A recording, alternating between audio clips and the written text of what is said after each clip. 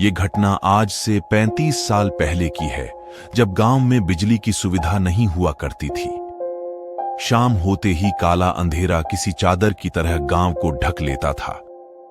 हर तरफ सन्नाटा और ऐसा लगता जैसे सभी लोग मर चुके हैं, क्योंकि उस काली अधेड़ी रात के सन्नाटे में वो गांव किसी कब्रिस्तान में बदल जाता।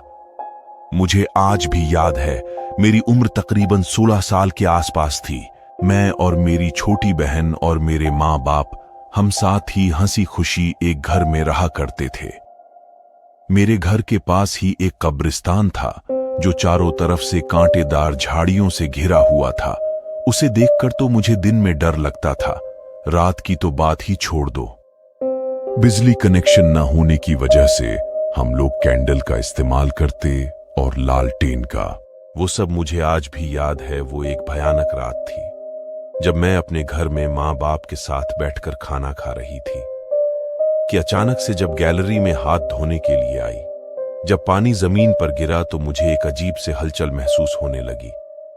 जब मैंने गौर किया तो मुझे वहां पर एक नौजवान दिखाई दिया। मैं उसे देखकर पूरी तरह घबरा गई।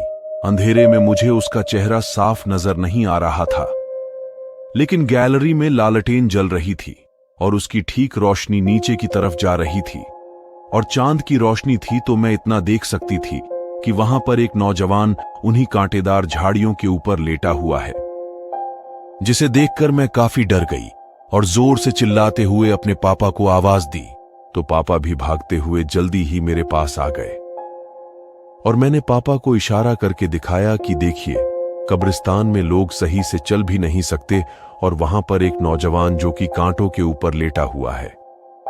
ये देखकर पापा भी काफी हैरान हुए और तुरंत ही नीचे गए और नीचे का दरवाजा खोला।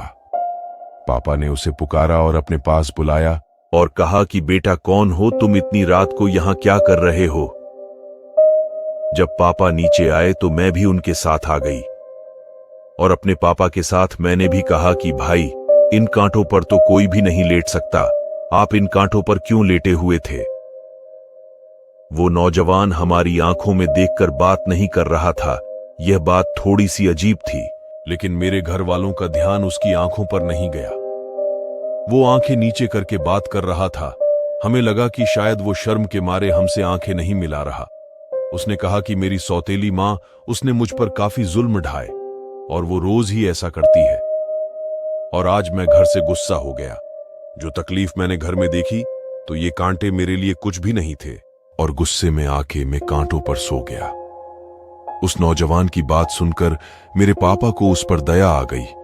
पापा ने कहा कि बेटा आओ, खाना खा लो और थोड़ी देर के लिए हमारे पास आराम करो।